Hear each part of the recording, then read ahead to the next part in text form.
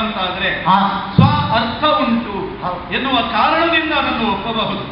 ಅದರಲ್ಲೂ ಏನು ಮಾಡಿದ, ಹೇಗೆ ಮಾಡಿದ, ಯಾಕಾಗಿ ಮಾಡಿದ ಎನ್ನುವುದನ್ನು ವಿಮರ್ಶೆ ಮಾಡಿಯೇ ನಾವು ಸ್ವೀಕರಿಸಬೇಕಾಗುತ್ತದೆ. ನಿಮಗೆ ಮಾನವೋನ್ನತಿಯನ್ನು ಕೊಟ್ಟವ ನಾನು, ನಿಮ್ಮ ಮಾನವೇ ಹೋಗುವ ಸಂದರ್ಭದಲ್ಲಿ ಮಾನವನ್ನು ಉಳಿಸಿಕೊಟ್ಟವ ನಾನು, ಸ್ಥಾನವನ್ನು ಉಳಿಸುವ ಪ್ರಯತ್ನವನ್ನು ಮಾಡಿದ್ದೇನೆ, ಉಳಿಸಿದ್ದೇನೆ. ಮಾತ್ರ ಅಲ್ಲ, ನೀವೇ ನನ್ನ ಗುರು ಅಂತ ನೀನು ನನ್ನನ್ನು ಒಪ್ಪಿದ್ದುಂಟು. ಅಂತಹ ಸಂದರ್ಭದಲ್ಲೂ ನಿಮ್ಮನ್ನು ಪಡೆದಿದ್ದೇನೆ.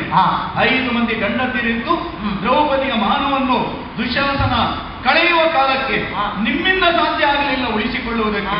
ನಾನೇ ಉಳಿಸಿಕೊಟ್ಟವನಿದ್ದೇನೆ. ಅಕ್ಷಯಾಂಬರವನ್ನಿಂದ ಉಳಿಸಿದ್ದೇನೆ.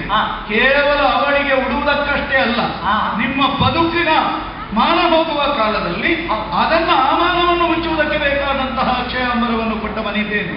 ಈ ನೆನಪನ್ನು ನೀನು ಇಟ್ಟುಕೊಂಡವನಲ್ಲ. ಏನು ನಿನ್ನ ಮಾವನೋ ಆ ಗಯ, ಏನು ನಿನ್ನ ಭಾವನೋ, ನಿನ್ನನ್ನು ಆಪತ್ತಿನಲ್ಲಿ ರಕ್ಷಿಸಿದವನೋ, ಅಥವಾ ನಿನಗೇನಾದರೂ ಉಪದೇಶ ಮಾಡಿದವನೋ, ಪಾಂಡವ ಸ್ಥಾಪನಾಚಾರ್ಯನೂ ಅವ, ನಾನು ಹೌದು, ಇದಿಷ್ಟೂ ಹೌದು. ಅಂಥದ್ರಲ್ಲಿ ನನ್ನ ವಿರೋಧಿಯಾದಂತಹ ಗಯನನ್ನು ಪೂರ್ವಾಪರ ವಿವೇಚನೆ ಇಲ್ಲದೆ ಬಂದು ನಿನ್ನ ಕಾಲಿಗೆ ಬಿದ್ದ ಕಾಲಕ್ಕೆ ಯಾರು ಏನು ಅಂತ ಕೇಳದೆ ರಕ್ಷಿಸ್ತೇನೆ ಎನ್ನುವಂತಹ ಮಾತನ್ನು ಮೊದಲಿಗೆ ಕೊಟ್ಟು ಅದನ್ನೇ ಮತ್ತೆ ಮುಂದುವರಿಸಿ.